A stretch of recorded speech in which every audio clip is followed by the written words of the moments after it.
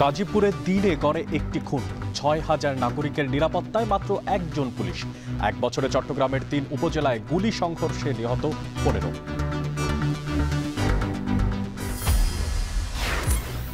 আশুলিয়ায় ৬ মরদেহ পোড়ানোর মামলায় অভিযোগ গঠন, বিচার শুরুর আদেশ। চাঙ্কারপুলে ৬ জনকে হত্যা মামলার সাক্ষ্য গ্রহণ।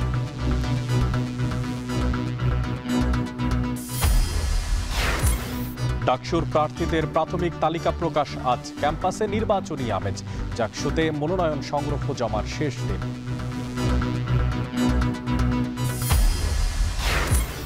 মুন্সিগঞ্জের ঢাকা মাওয়া এক্সপ্রেসওয়েতে প্রাইভেট কার উল্টে নারী সহ নিহত ৩, আহত একজন। বেপরোয়া গতি কারণ।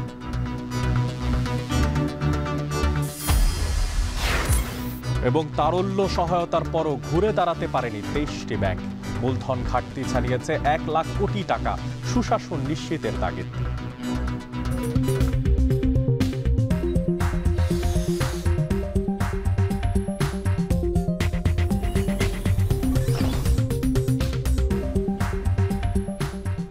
আপনাদের সবাইকে স্বাগত জানাচ্ছি এখন ঢাকায়। পুরো আয়োজনে আপনাদের সঙ্গে থাকছি আমি মশিউর অনিক। গেল ৭ মাসে গাজীপুরে খুন হয়েছে ১০৪ জন, আর এর মধ্যে উপজেলাগুলোতে খুনের ঘটনা ঘটেছে ৬১টি, আর নগরীতে যে সংখ্যা ৪৩টি। গড় যদি হিসেবটা হয়, সেখানে দেখা যাবে এই সময়ে দিনে একটি করে খুনের ঘটনা ঘটছে গাজীপুরে। এর সাথে আছে চাঁদাবাজি, ছিনতাই আর উচ্ছৃঙ্খল জনতার হাতে বিচারের নামে সহিংসতার ঘটনা। আতঙ্ক আর উদ্বেগে কাটছে না গাজীপুরবাসীর। জেলায় ৬,০০০ নাগরিকের নিরাপত্তার জন্য কাজ করছে মাত্র একজন পুলিশ। এই পরিস্থিতিতে জিএমপি বলছে বাহিনীর সীমিত সক্ষমতা সত্ত্বেও পরিস্থিতি নিয়ন্ত্রণে কাজ করে যাচ্ছেন তারা। KM আখতারুজ্জামানের তোলা ছবিতে হোসেন জাহিদের প্রতিবেদনে দেখবেন বিস্তারিত। স্বামী হারানোর দিন দশেক পরেও শোকের ছায়া থেকে মুক্ত হতে পারছেন না ফরিদা বেগম মুক্তা। 2 সন্তানকে সাথে নিয়ে এলেন গাজীপুর চান্দনা চৌরাস্তার ঠিক সেই জায়গায় যেখানে খুন হন তার স্বামী সাংবাদিক আসাদুজ্জামান তুহিন। আলোচিত এই হত্যাকাণ্ডে এখন পর্যন্ত 8 জন গ্রেপ্তার হলেও নিরাপত্তা শঙ্কায় দিন কাটছে তার। আশঙ্কা তো অবশ্যই আছে। ওরা যদি জামিনে ছাড়া পায় আমাদের তো বেঁচে রাখবে না, আমাদের একবারে আমাদের পরিবারটা নিঃস্ব করে ফেলবে, সবাইকে শেষ করে ফেলবে। বিচার নিয়ে চাওয়া যে দ্রুত ওদের ফাঁসি হোক, এটুকুই চাই আমরা। দ্রুত যাদের ফাঁসি হয়ে যায় তাহলে আমরা একটু নিশ্চিত থাকবো। চান্দনা চৌরাস্তার মতোই গাজীপুরের টঙ্গী স্টেশন রোড, টঙ্গী উড়াল সড়ক, কোনাবাড়ি ও জয়দেবপুর এলাকা এখন অপরাধের হটস্পট। এসব এলাকায় চলতি বছরের জানুয়ারি থেকে জুলাই পর্যন্ত খুন হয়েছেন ৪৩ জন। নগরীর ৮টি থানার মামলার তথ্য বলছে ২০২৪ সালের একই সময়ে হত্যাকাণ্ড সহ অন্যান্য অপরাধের পরিমাণ ছিল তুলনামূলক কম। এসব কারণে সন্ধ্যার পর নিতান্ত জরুরি না হলে ঘর থেকে বের হতে চাইছেন না নগরবাসী। অনেকেই দিনের বেলাতেও একাকী চলতে বোধ করছেন শঙ্কা। ভয় বলতে রাস্তাঘাটে এটা তো আতঙ্কজনকই যে আমি বাসে উঠছি, বাসের জানালার সিটে বসছি, আমার মোবাইলটা আমার হাতে থেকে নাই। পুলিশের টল তেমন একটা দিতে পারে না ভাই। দিতে পারলে তো এরকম ছিনতাইকারী হতো না ভাই, হইতো না। প্রায় ছিনতাইকারী হয় এই জায়গায়। আগের যেতে খারাপ হয়েছে, ভালো হয়নি। আর আগে তো এত হইতো না। আর এখন দেশে দেখা গেছে থানায় পুলিশের এখন কেউ আগের মতো ভয় পায় না। এখন ওই সুযোগটাই সবাই নিতেছে আর কি।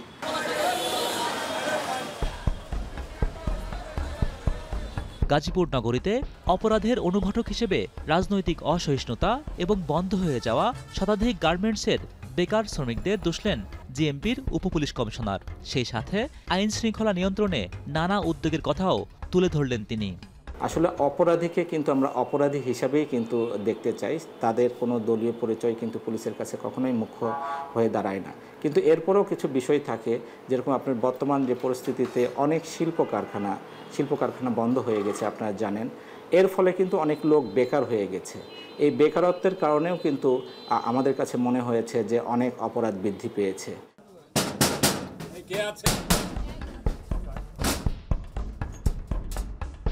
পুলিশের এমন বাড়তি তৎপরতা মনে করিয়ে দেয় ফেব্রুয়ারিতে অপারেশন ডেভিল হান্ট নামে গাজীপুরের যৌথ বাহিনীর অভিযানের কথা। সে সময়ের অভিযানে গ্রেপ্তার হন ৩ সহস্রাধিক। তবে আলোচিত অপরাধ ঘটলেই পুলিশি তৎপরতার সমালোচনা করে সুশীল সমাজের এই প্রতিনিধির পরামর্শ টেকসই উদ্যোগে নজর দেওয়ার। এটা কিন্তু মানুষ জানে যে এখানে অপরাধ করে হচ্ছে পার পাওয়া যায় এবং হচ্ছে যে যারা অপরাধের পেছনে মূল হোতা তারা কিন্তু ধরাছোঁয়ার বাইরে থেকে যায় এবং রাজনৈতিক প্রভাব বা হচ্ছে যে আরও পেশি শক্তির তো একটা প্রভাব রয়েছে। এই ব্যাপারগুলো নিয়ে আমরা মনোসামাজিক যে আমাদের কাজগুলো করা দরকার মানুষের জন্য সচেতন করার জন্য এবং আইন শৃঙ্খলা পরিস্থিতিকে সত্যিকার অর্থে মানুষের জন্য হচ্ছে কল্যাণকর করার জন্য যে উদ্যোগগুলো গ্রহণ করা দরকার সেগুলো কিন্তু নেওয়া হচ্ছে না বা বলতে গেলে হয়নি। গাজীপুর মহানগরের প্রতি ৬,০০০ নাগরিকের জন্য কেবল একজন পুলিশ সদস্য থাকায় হতাশা আছে নগরবাসীরও। পুলিশের এত শত উদ্যোগের পরেও নিরাপত্তা নিয়ে জনমনের শঙ্কা যেমন আছে, তেমনি আছে নিরাপদ জীবনের প্রতি তীব্র বাসনাও। আর তাই তো গাজীপুরের শহর বন্দর থেকে শুরু করে অলিগলি সবখানে একটাই প্রশ্ন, যার চলে যাবে তারই কি শুধু বিচ্ছেদের যন্ত্রণা? হোসেন জাহিদ, এখন গাজীপুর।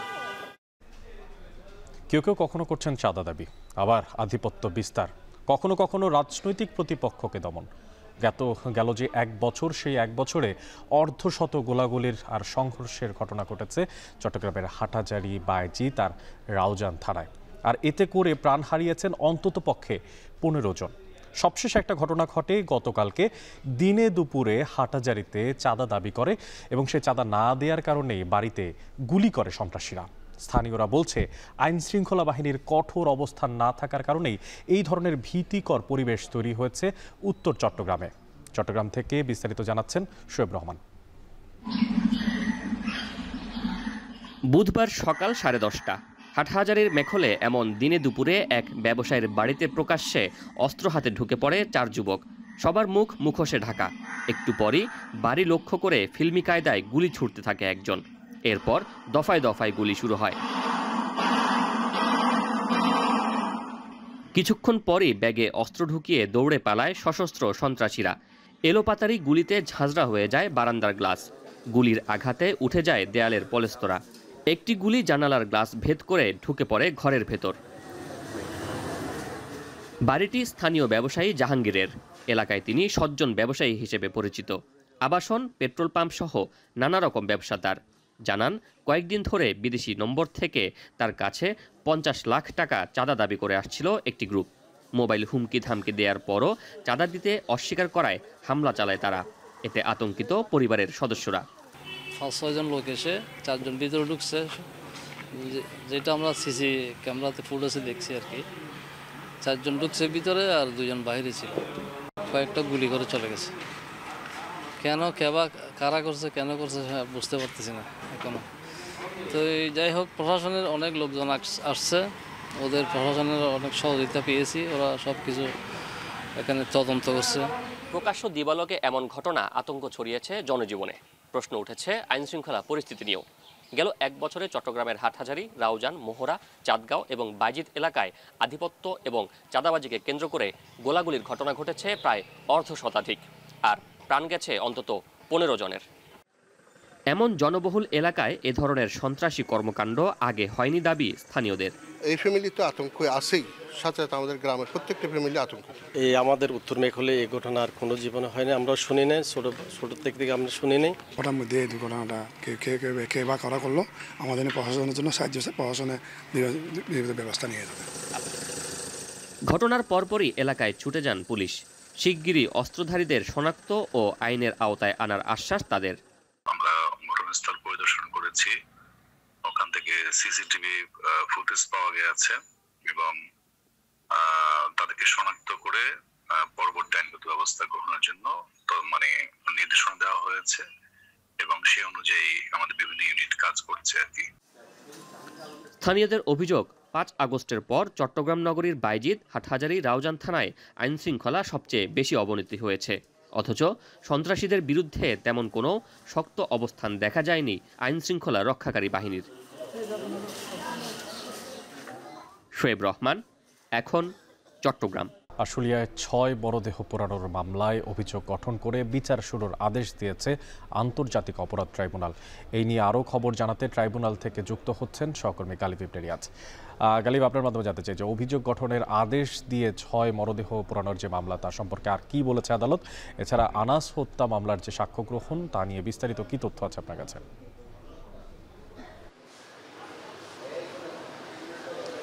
অনেক শুরুতে যেটা বলে রেখে যে আশুলিয়ায় যে 6 লাশ পোড়ানোর যে মামলা, সেই মামলায় কিন্তু অভিযোগ গঠনের আদেশ দিয়েছেন আদালত। আপনি ইতিমধ্যে সেটি বলেছেন যে ট্রাইব্যুনাল 2 সেই আদেশটি দিয়েছেন এবং একই সাথে এই জায়গায় সাবেক এমপি সাইফুল ইসলাম সহ যে পলাতক 8 জনের বিরুদ্ধে গ্রেপ্তারি পরোয়ানা জারি করা হয়েছে। আপনি জানেন যে এই মামলায় সর্বমোট আসামি হচ্ছে 16 জন, এর মধ্যে 8 জনকে গ্রেপ্তার করা গেছে আর 8 জন এখন পর্যন্ত পলাতক রয়েছেন। তো যারা পলাতক রয়েছেন তাদেরকে গ্রেপ্তারের আদেশ দেওয়া হয়েছে এবং একই সাথে আরেকটি বিষয় অনেক জানিয়ে রাখি, সেটা হচ্ছে যে আসলে এই যে 6 লাশ পোড়ানো মামলায় তার মধ্যে যে 8 জন গ্রেপ্তার হয়েছেন এর মধ্যে একজন আফজালুর হক, যিনি একজন পুলিশ সদস্য, সাব ইন্সপেক্টর, তিনি কিন্তু আজকে রাজসাক্ষী হওয়ার আবেদন করেছেন এবং তিনি তার দোষ স্বীকার করে এই রাজসাক্ষী হওয়ার আবেদন তিনি করেছেন। এছাড়াও ট্রাইব্যুনাল 1-এ যে আনাস সহ যে মামলাটি আজকে শুনানি চলার কথা ছিল সেটি কিন্তু ইতিমধ্যে কিন্তু শুনানি চলছে এবং এরই মধ্যে ট্রাইব্যুনালে আরও একটি ঘটনা ঘটেছে, সেটি হচ্ছে মানবতা বিরোধী অপরাধে দণ্ডিত দেলাওয়ার হোসেন সাইদি, সেই তার যে সাক্ষী সুখরঞ্জন বালি, তিনি কিন্তু কিছুক্ষণ আগেই ট্রাইব্যুনালে এসেছিলেন তার গুম হওয়ার যে অভিযোগ সেই অভিযোগ দাখিল করতে এবং তিনি এখানে এই অভিযোগ দাখিল করতে এসে পরবর্তীতে সাংবাদিকদের সাথে কথাও বলেছেন এবং তিনি যেটি উল্লেখ করেছেন যে সেই সময়ে তিনি এই দেলাওয়ার হোসেন সাইদির বিপক্ষে তিনি তাকে রাষ্ট্রপক্ষ যে সাক্ষী হিসেবে তাকে আবেদন করেছিল এবং তিনি যখন এখানে সাইদির হয়ে তিনি সাক্ষ্য দিতে এসেছিলেন তখন তাকে এই ট্রাইব্যুনালের এই প্রাঙ্গণ থেকে তাকে গুম করা হয় এবং পরবর্তীতে 5 বছর তিনি ভারতের একটি কারাগারে তিনি সেখানে কাটান এবং পরবর্তীতে তিনি এই বাংলাদেশে আবারও ফিরে আসেন এবং তার যে দুর্বিষহ জীবন সেটি তুলে ধরেন এবং তিনি এটি বলেন যে সেই সময় তার যে ভাই হত্যার যে মামলায় তাকে সাক্ষী হিসেবে গ্রহণ করা হয়েছিল, তিনি আসলে সেই বিষয়টি খুব স্পষ্ট তিনি সেখানে দেখতে পান যে সেখানে পাখানাদার বাহিনী এবং রাজ্জাক নামের একজনকে তিনি দেখতে পান, কিন্তু সেখানে দেলাওয়ার হোসেন সাইদিকে তিনি চিনতে পারেননি কিংবা সেই জায়গায় তিনি ছিলেন না বলেও তিনি কিছুক্ষণ আগে এখানে সাংবাদিকদের সঙ্গে জানান এবং তিনি আজকে একটি অভিযোগ গঠন করেছেন এবং প্রসিকিউশন অভিযোগ নিয়েছেও। তো অনেকে এই ছিল আমার কাছ থেকে আজকে এখন পর্যন্ত ট্রাইব্যুনালের সর্বশেষ। আন্তর্জাতিক অপরাধ ট্রাইব্যুনাল থেকে যুক্ত ছিলেন সহকর্মী গালিব ইবনে রিয়াজ। এবার অন্যান্য প্রসঙ্গ। 21 আগস্ট গ্রেনেড হামলার 21 বছর আজ। এই মামলায় বিএনপির ভারপ্রাপ্ত চেয়ারম্যান তারেক রহমান সহ আসামিদের খালাসের রায়ের বিরুদ্ধে রাষ্ট্রপক্ষের করা আপিলের 5ম দিনের শুনানি চলছে। শুনানিতে তারেক রহমানের আইনজীবী SM শাহজাহান বলেন, আপিল বিভাগে হাইকোর্টের খালাসের রায় বহাল রাখা হলে আইনের শাসন প্রতিষ্ঠা পাবে। প্রধান বিচারপতি ডক্টর সৈয়দ রেফাত আহমেদের নেতৃত্বাধীন আপিল বিভাগের এই মামলা শুনানির জন্য তালিকায় 1 নম্বরে রাখা হয়। এর আগে গত মঙ্গলবার রাষ্ট্রপক্ষের শুনানি শেষ হয়। শুনানি করছেন আসামিপক্ষের আইনজীবী SM শাহজাহান। গত 1 ডিসেম্বর লুৎফুজ্জামান বাবর সহ 19 জনকে মৃত্যুদণ্ড ও বিএনপির ভারপ্রাপ্ত চেয়ারম্যান তারেক রহমান সহ 19 জনকে যাবজ্জীবনের রায় বাতিল করে হাইকোর্ট।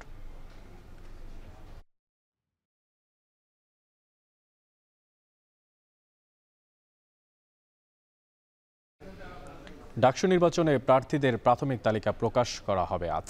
আর এই নিয়ে আরও খবর জানাতে ঢাকা বিশ্ববিদ্যালয় ক্যাম্পাস থেকে সরাসরি যুক্ত হচ্ছেন সহকর্মী সাদাত অব্র।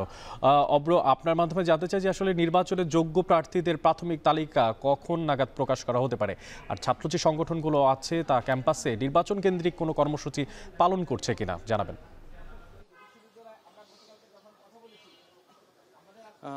অনেক আমি কিন্তু কিছুক্ষণ আগেই নির্বাচন কমিশনারের সাথে কথা বলেছি, ডাকসু নির্বাচনের যিনি কিনা দায়িত্বে আছেন তার সাথে কথা বলেছি।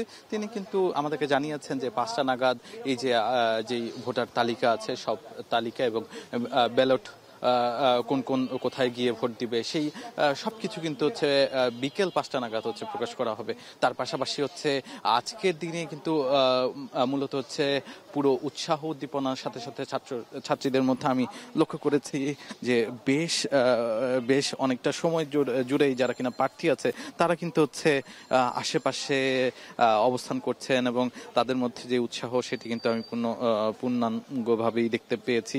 তার পাশাপাশি 9টি প্যানেল হয়েছে, সেই 9টি প্যানেল হয়েছে, তার মধ্যে একটি প্যানেল এখনো পুরোপুরি ঘোষণা দেয়নি তাদের প্যানেলে কে কে আছে। সেটি কিন্তু হচ্ছে আজকে বিকেল 3:30টায় উমামা, যিনি কিনা হচ্ছে জুলাই ছাত্র আন্দোলনে একটি মুখ্য ভূমিকায় ছিলেন, সেই ভূমিকার জায়গা থেকে কিন্তু তার জনপ্রিয়তাও বেশ, সেই জায়গা থেকে তার সাথে কিন্তু তিনি একটি প্যানেল গঠন করছেন, তার সাথে কে কে আছেন সেটি কিন্তু বিকেল 3টা জানা যাবে। এছাড়াও ছাত্র শিবির, ছাত্র দল এবং অন্যান্য স্বতন্ত্র প্রার্থী, ছাত্র ইউনিয়ন, এরকম কিন্তু হচ্ছে প্রায় বলা চলে 9টি যেই প্যানেল আছে সেই 9টি প্যানেলে কিন্তু হচ্ছে আজকের মধ্যে পূর্ণাঙ্গ যে তালিকা সেটি কিন্তু আমরা পেয়ে যাব। এর সাথে সাথে আরো একটি বিষয় আপনাকে জানিয়ে রাখতে চাই যে আজকে কিন্তু হচ্ছে যারা কিনা গতকালকে জমা দিয়েছেন তাদের যেই প্রার্থী ফর্ম, সেই ফর্ম জমা দেওয়ার গতকালকে শেষ দিন ছিল এবং সেটির পরপরই কিন্তু হচ্ছে আজকে একটি প্রচারণা এবং তার পাশাপাশি তাদের পক্ষ থেকে কিন্তু হচ্ছে বেশ যেই নির্বাচন কেন্দ্রিক যেই প্রচারণা এবং নির্বাচন কেন্দ্রিক যেই আজকের দিনটিকে কেন্দ্র করে কিন্তু হচ্ছে তাদের পদচারণা কিন্তু এই ক্যাম্পাসে আমি লক্ষ্য করেছি। এবং ঢাকা বিশ্ববিদ্যালয়ের মধুর ক্যান্টিন থেকে শুরু করে যেই হচ্ছে সিনেট ভবন আছেন কিংবা হচ্ছে প্রশাসনিক ভবন আছেন, সব জায়গায় কিন্তু হচ্ছে প্রার্থীরা এবং হচ্ছে যারা কিনা ভোটার আছে তাদের কিন্তু পদচারণায় পুরোপুরি মুখর হয়ে আছে। এই ছিল আমার কাছে ঢাকা বিশ্ববিদ্যালয় থেকে ডাকসুর সর্বশেষ। ঢাকা বিশ্ববিদ্যালয় প্রাঙ্গণ থেকে ডাকসু নির্বাচনের সবশেষ তথ্যপত্র খোঁজখবর রাখছিলেন সহকর্মী শাহাদাত অপ্র। শুধু ডাকসু নির্বাচন নয়, পাশাপাশি জাহাঙ্গীরনগর বিশ্ববিদ্যালয় কেন্দ্রীয় ছাত্র সংসদ ও হল সংসদ নির্বাচনের মনোনয়ন ফর্ম ও সংগ্রহ আর জমাদানের শেষ দিন আজ। সেখানে আছেন সহকর্মী হাসিব বিল্লাহ, সরাসরি চলে যাচ্ছি তার কাছে। হাসিব, আজ ঠিক এখন পর্যন্ত কতজন মনোনয়ন ফর্ম সংগ্রহ করেছে এবং কখন নাগাদ আসলে শেষ সময়টা পার হয়ে যাবে আপনার মাধ্যমে জানতে চাই।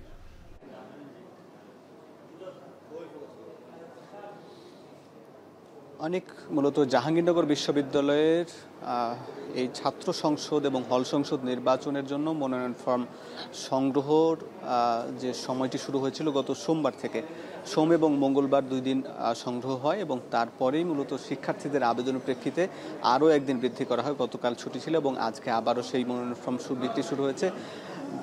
আজকেই মূলত মনোনয়ন ফর্ম সংগ্রহের শেষ দিন এবং আজকেই জমা দেওয়ার শেষ দিন। আজকে দুপুর 2টা পর্যন্ত মনোনয়ন ফর্ম সংগ্রহ করা যাবে এবং তারপর 4টা পর্যন্ত জমা দেওয়া যাবে। আপনাকে আজকের আপডেটটা জানিয়ে রাখি, আজ এখন পর্যন্ত প্রায় 30 জন মনোনয়ন ফর্ম সংগ্রহ করেছেন এবং মনোনয়ন ফর্ম আজকে জমাও দিয়েছেন 9 জন। আর এর আগে 2 দিন অর্থাৎ সোমবার এবং মঙ্গলবার এই মনোনয়ন ফর্ম জমা দিয়েছিলেন এই ছাত্র সংসদ কেন্দ্রীয় সংসদের জন্য 87 জন।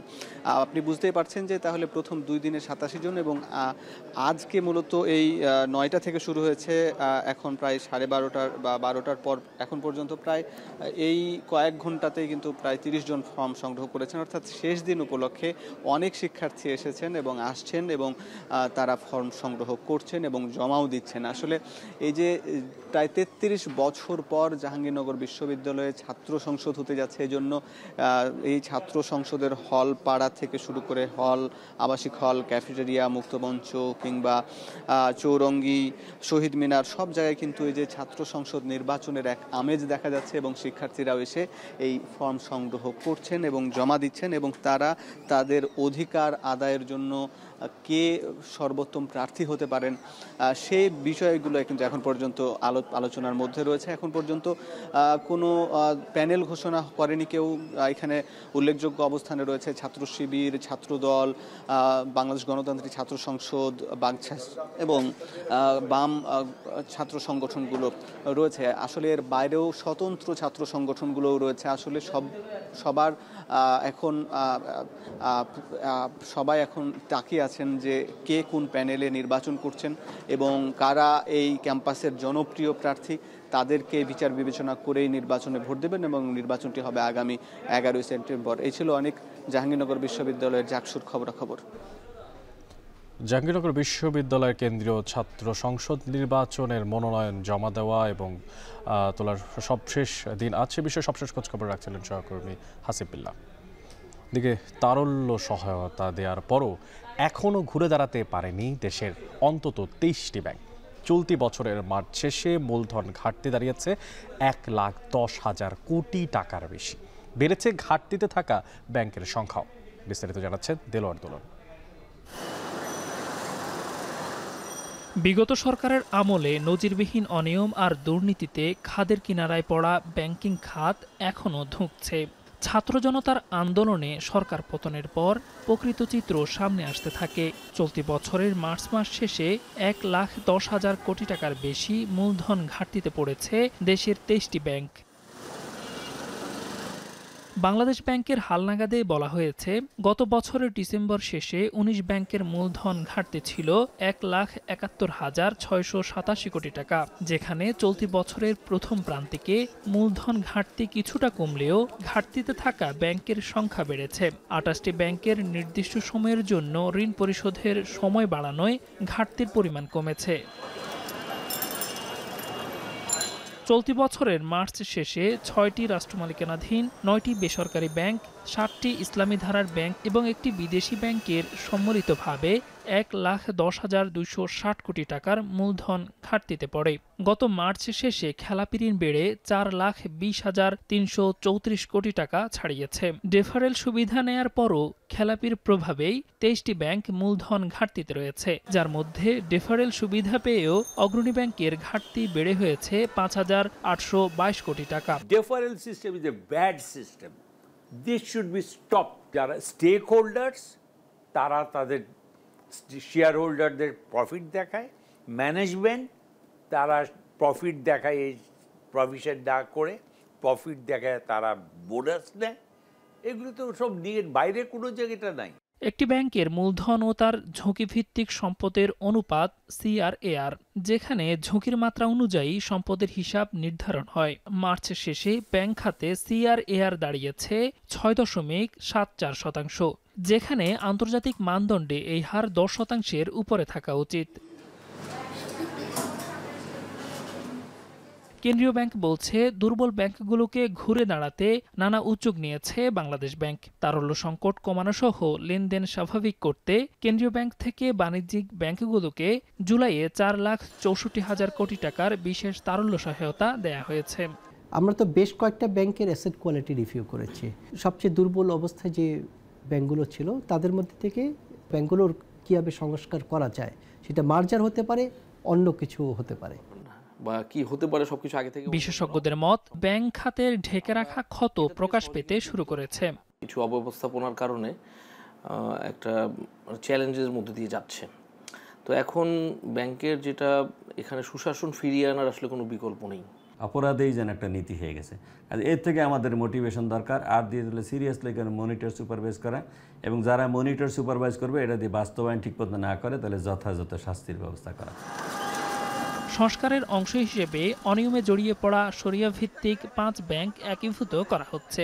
দ্বিতীয় ধাপে বেসরকারি আরও 11টি ব্যাংকের সম্পদের গুণগত মান যাচাই করছে কেন্দ্রীয় ব্যাংক। ব্যাংকগুলোর খেলাপি ঋণ, মূলধন ঘাটতি, বন্ধকি সম্পদসহ বিভিন্ন সূচকের প্রকৃত অবস্থা পর্যালোচনা শেষে আওতায় আসবে একীভূতকরণ প্রক্রিয়ার। দেলোয়ার দোলন, এখন, ঢাকা। ঢাকা মাওয়া এক্সপ্রেসওয়েতে নিয়ন্ত্রণ হারিয়ে একটি প্রাইভেট কার উল্টে এক নারী সহ নিহত হয়েছেন অন্তত 3 জন। এই ঘটনায় আহত হয়েছেন আরও একজন। ভোর 6টার দিকে মুন্সিগঞ্জের শ্রীনগর উপজেলার 16 ঘর এলাকায় এই দুর্ঘটনা ঘটে।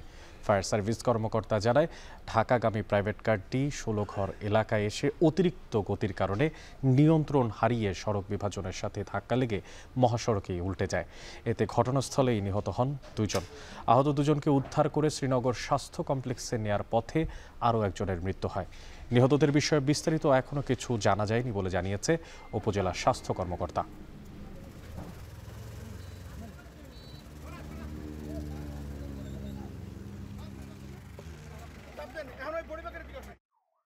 ঢাকা মাওয়া এক্সপ্রেসওয়ের 16 গড় যাত্রী ছাউনির সামনে ঢাকামুখী একটি প্রাইভেট কার উল্টে যায়। ঘটনাস্থলেই 2 জন মারা যায়। আহতদের উদ্ধার করে হসপিটালে প্রেরণ করলে চিকিৎসক একজনকে মৃত ঘোষণা করে। এদিকে ঢাকা সিলেট মহাসড়কের হবিগঞ্জের নবীগঞ্জ উপজেলার আউশকান্দি এলাকায় একটি সিএনজি রিফুয়েলিং স্টেশনে ভয়াবহ আগুনের ঘটনা ঘটেছে। ফায়ার সার্ভিস জানায় ভোর 5টার দিকে সিলেটগামী একটি যাত্রীবাহী বাসে গ্যাস ভরার সময় হঠাৎ বিস্ফোরণ ঘটে। এই সময় আশেপাশে থাকা 9টি সিএনজি অটোরিকশা আর একটি যাত্রীবাহী বাস পুড়ে ছাই হয়ে যায়। এই ঘটনায় আহত হয়েছেন একজন, তাকে সিলেট ওসমানী মেডিকেল কলেজ হাসপাতালে ভর্তিও করা হয়েছে। পরে ফায়ার সার্ভিসের 3টি ইউনিট 2 ঘন্টার চেষ্টায় আগুন নিয়ন্ত্রণে আনে। প্রাথমিকভাবে ক্ষয়ক্ষতির পরিমাণ 45 লাখ টাকা বলে জানা গেছে।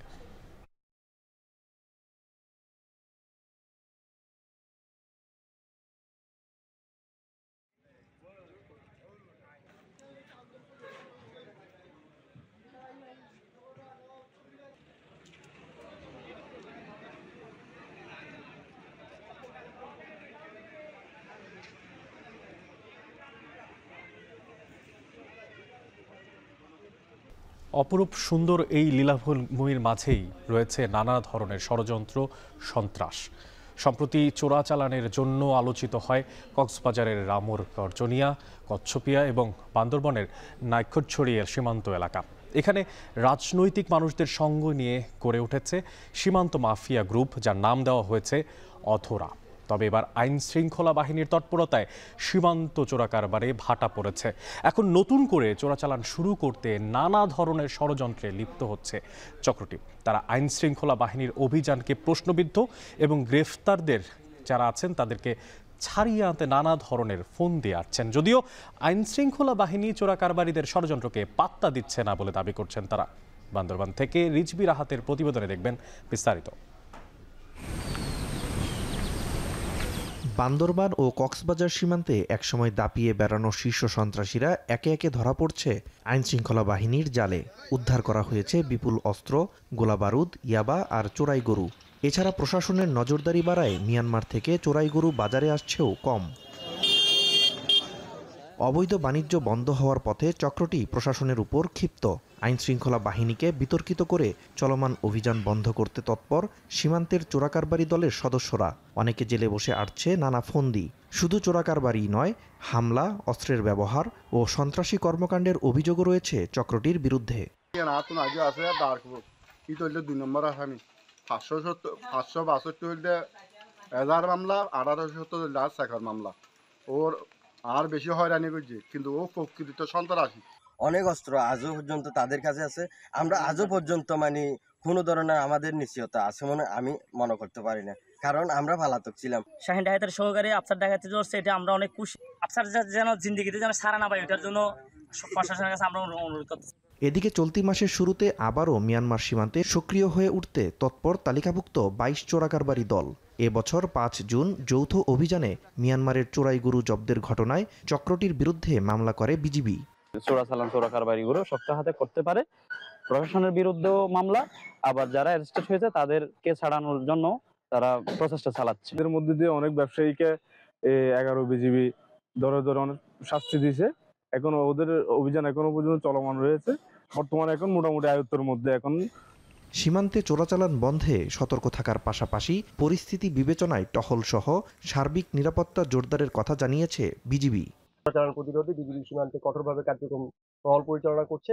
এছাড়া চিহ্নিত চোরাকারবারীদেরকে নজরদারির আওতায় রাখা হয়েছে, তাদেরকে আইনানুগ ব্যবস্থা গ্রহণ করা হবে তাদের বিরুদ্ধে। সীমান্তে অপরাধ তৎপরতা দমনে নাইক্ষংছড়ি, গর্জনিয়া, কচ্ছপিয়ায় নিয়মিত বাজার মনিটরিং এবং যৌথ অভিযান চালানোর পরামর্শ স্থানীয়দের। এখন বান্দরবান। দর্শক, এই চিত্রটার দিকে তাকালেই নিশ্চয়ই আপনাদের গত বছরের কথা মনে পড়ে যাবে। জুলাই আগস্টের ঘটনার ঠিক পরের যে মুহূর্ত 21 আগস্ট, সেই সময়টাতে ডুবে গিয়েছিল ফেনী সহ আশেপাশের অনেক জেলা। সে সময় ভয়াবহ এই বন্যায় প্রাণ হারায় অনেকে, নিঃস্ব হয়ে হারিয়েছে অনেকে পরিবার। আর বছর না পার হতেই 2025-এর ঘূর্ণিপাকে এবার 3য় দফায় ডুবল এই জনপদ। বারবার এই বন্যার পেছনের কারণ কি, মুক্তির উপায় বা কি, জানাচ্ছেন সুলাইমান ডালিম, যেখানে ক্যামেরায় ছিলেন দুলাল তালুকদার। উজান থেকে নেমে আসা সীমান্তবর্তী ৩ নদী মুহুরী, কহুয়া আর সিলোনিয়া। গ্রীষ্মে এসব নদী মুমূর্ষু অবস্থায় থাকলেও বর্ষায় রূপ নেয় ধ্বংসের প্রতীকে। নদীর এমন রূপ বদলেই আতঙ্কে থাকেন লাখো মানুষ। 2024-এর 21 আগস্টের বন্যায় পরশুরাম, ফুলগাজী সহ জেলায় প্রাণ হারিয়েছিল 39 জন। ভেসে গিয়েছিল প্রায় 2600 কোটি টাকার সম্পদ। চলতি বছরও নতুন করে 3 দফার বন্যায় ক্ষতি হয়েছে আরও 238 কোটি টাকার সম্পদ। ফেনীর পরশুরাম বল্লারমুখা সীমান্ত দিয়ে প্রবেশ করা মুহুরী নদীর ভারতের অংশে প্রশস্ততা প্রায় 250 মিটার। তবে বাংলাদেশ প্রান্তের ফুলগাজী অংশে এসে তা দাঁড়ায় মাত্র 30 মিটারে। এতে পানি প্রবাহ বাধাগ্রস্ত হয়ে তৈরি হয় বন্যার। নদী ভাঙনে গেল 9 বছরে ফেনীর বড় 3টি নদীর গা ঘেঁষা 122 কিলোমিটার বাঁধের 214টি স্থানে ভেঙেছে। পানি উন্নয়ন বোর্ড সহ সরকারের পক্ষ থেকে নেওয়া হয়েছে 8,807 কোটি টাকার প্রকল্প। স্থানীয়রা বলছেন, মহাপরিকল্পনা দ্রুত বাস্তবায়ন হলে আর নদী তার প্রশস্ততা ও গভীরতা ফিরে ফিরে কমবে নদীগুলোর আগ্রাসী রূপ। এছাড়া এটির যে পানির লেভেল সেটাও অনেক সময় অপরিকল্পিতভাবে ব্রিজ নির্মাণ করার কারণে অনেক সময় নদীতে পানি বাড়লে ব্রিজের নিচের অংশ দিয়ে পানি বাধাপ্রাপ্ত হয়। শুধু এটি নয়, তাদের এই বিভিন্ন অপরিকল্পিত কাজের কারণেই মূলত এই নদীতে পানি প্রবাহের সমস্যা তৈরি হচ্ছে। ফুলগাজীর এই কিনারে যে গাংটা যে আছে, তো ওই গাংটা ফুলগাজীর ওই কিনারে ওই সাইডে পানি যাওয়ার রাস্তা খুব ছোট। আবার দনুনটার থেকে চন্দনা যে একটা রোড আছে, ও রোডটাতে যে ব্রিজটা দিছে ওই ব্রিজটা কিন্তু একবারে নিচে পানি এদিকে আটকে রাখে। 16-17 জায়গা দিয়ে একসাথে ভাঙিছে, আধা ঘন্টার মধ্যে ভাঙি গেছে। উন্নয়ন বোর্ডের কর্তাব্যক্তিরা যদি বর্ষা মৌসুমের আগে যদি এটা বাঁশঝাট এবং গাছপালা আগাছা যদি সাফ করে দিত, তাহলে নদীর এরকম বিপর্যয় 24-এর মতো বিপর্যয় আমাদের এখানে ঘটতো না। শুধু বর্ষায় নয়, শুষ্ক মৌসুমেও দুঃখ পিছু ছাড়ে না নদী পাড়ের মানুষের। উজান থেকে পানি আসা বন্ধ হয়ে গেলে তখন শুরু হয় ফসলের জন্য পানির হাহাকার। এতে ব্যাহত হয় কৃষি, বাড়ে আর্থিক দুরবস্থা।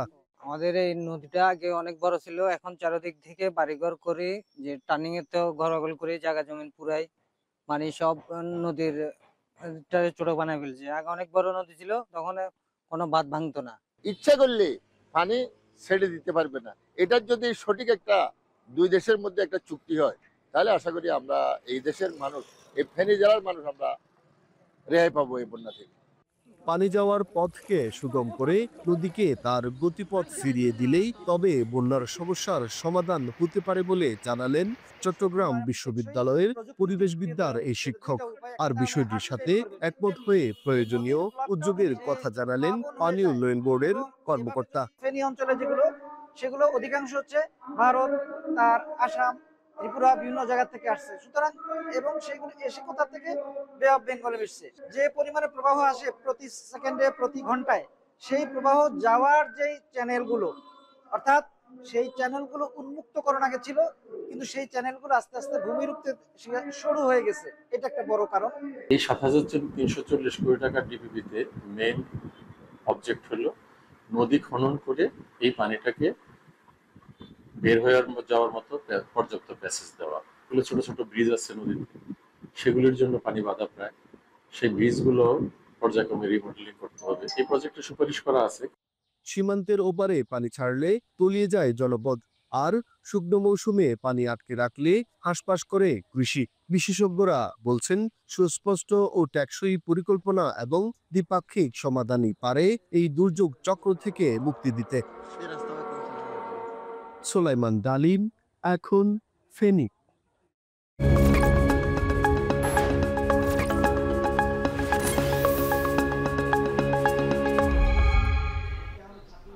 যতটুকু মনে পড়ে, গেল কয়েক বছরেই এই ডেঙ্গু পরিস্থিতি যেন এক আতঙ্কের নাম হয়ে দাঁড়িয়েছে। বিশেষ করে বর্ষা মৌসুম এলেই ডেঙ্গু যেন রূপ নেয় তার ভয়াবহতা। এবার এই বছরের দিকে যদি একটু তাকাই, তাহলে দেখতে পাবেন ডেঙ্গু এখন শুধু আর রাজধানীর মধ্যে কিন্তু সীমাবদ্ধ নেই। ঢাকা এবং ঢাকার বাইরে ডেঙ্গু রোগী বাড়ছে সমান তালে। সামনের যে দিনগুলো আসছে তাতে ডেঙ্গু পরিস্থিতির অবনতি ঠেকাতে স্বাস্থ্যসেবাকে বিকেন্দ্রীকরণ করার পরামর্শ দিয়ে যাচ্ছেন জনস্বাস্থ্য বিশেষজ্ঞরা।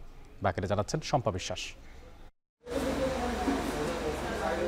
আগস্টে রাজধানীতে ডেঙ্গু রোগীর সংখ্যা বাড়ছে হু হু করে। প্রতিদিন গড়ে শতাধিক রোগী হাসপাতালে ভর্তি হচ্ছে। বিগত কয়েকদিনে হাসপাতালের চিত্র আরও ভয়াবহ হয়েছে। তবে ডেঙ্গু এখন আর রাজধানীর মধ্যে সীমাবদ্ধ নেই। একটা সময় ছিল যখন ৮০% বেশি ডেঙ্গু রোগী হতো ঢাকার 2 সিটিতে। তবে চলতি বছর পাল্টে গেছে সেই চিত্র। এখন ঢাকা এবং ঢাকার বাইরে রোগী বাড়ছে সমান তালে।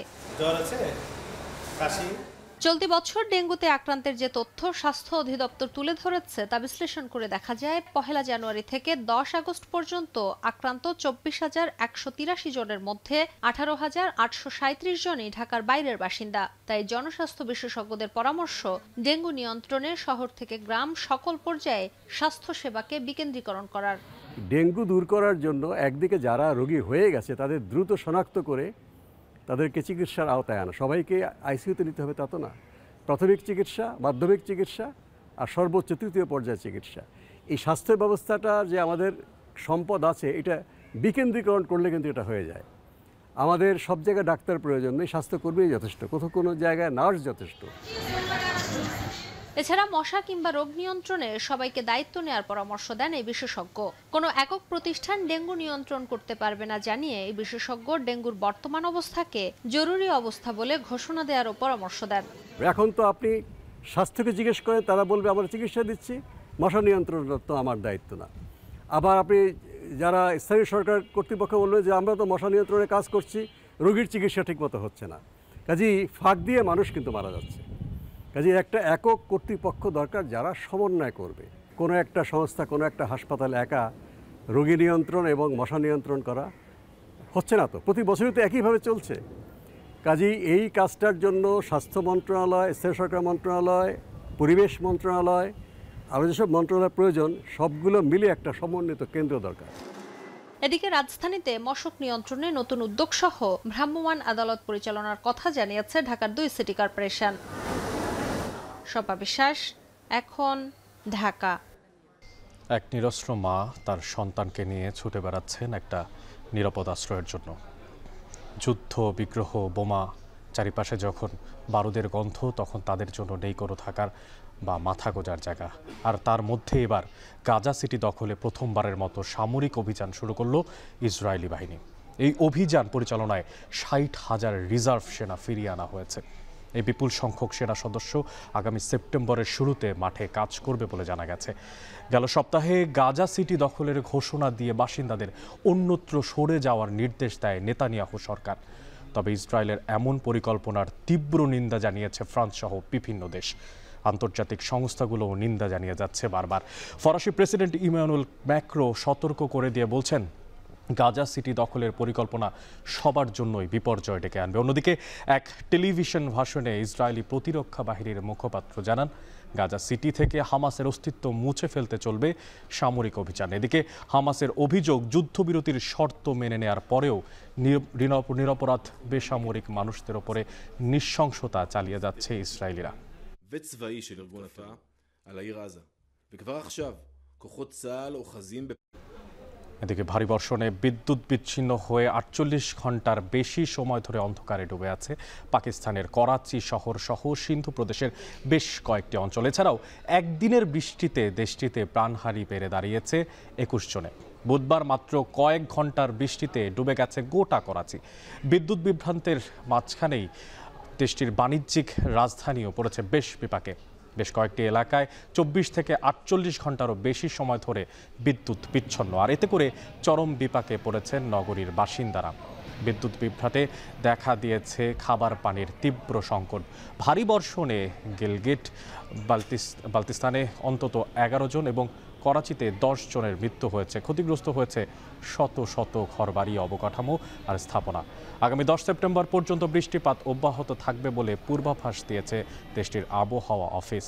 এদিকে বন্যায় ক্ষতিগ্রস্ত খাইবার পাখতুনখোয়া এলাকা পরিদর্শনে গেছেন পাকিস্তানের প্রধানমন্ত্রী শেহবাজ শরীফ।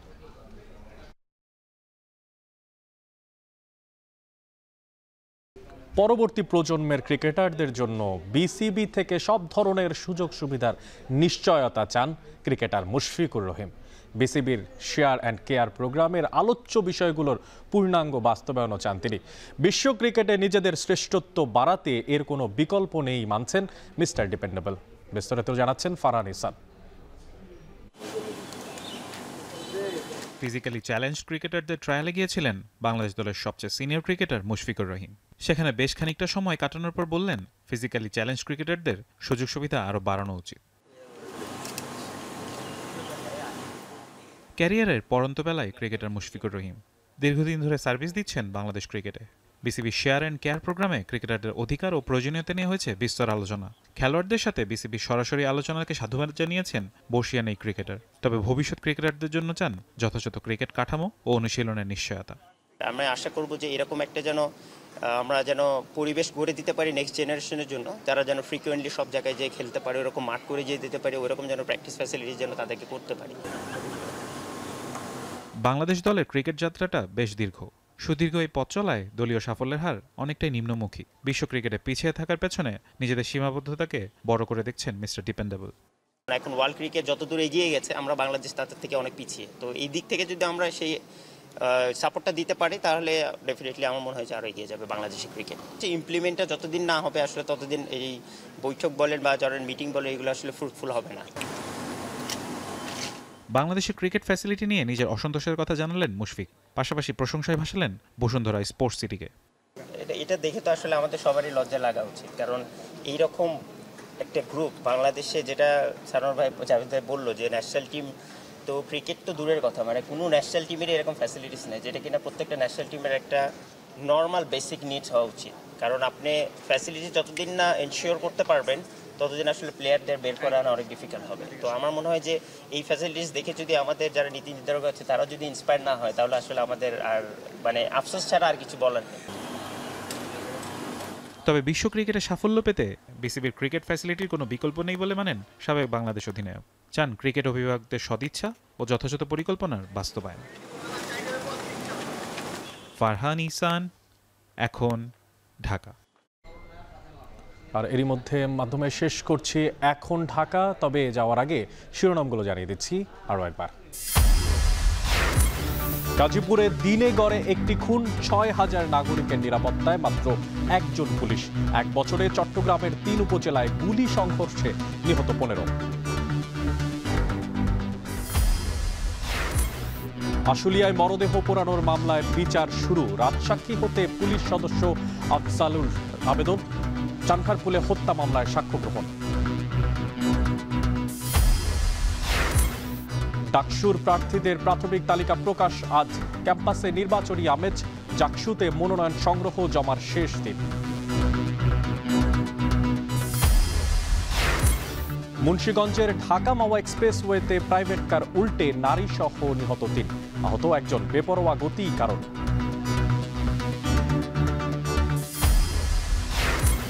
এবং তারল্য সহায়তার পরও ঘুরে দাঁড়াতে পারেনি ২৩টি ব্যাংক। মূলধন ঘাটতি ছাড়িয়েছে ১ লাখ কোটি টাকা। সুশাসন নিশ্চিতের দাবি। এই ছিল এখন ঢাকার আয়োজনে। এখন টেলিভিশন ওয়েবসাইটে দেখতে ভিজিট করুন www.ekhon.tv। এছাড়া এখন টেলিভিশন ফেসবুকে দেখতে হলে ভিজিট করুন www.facebook.com/tv.ekhon এবং ইউটিউবে এখন টেলিভিশন দেখতে ভিজিট করুন youtube.com/c/ekhon tv।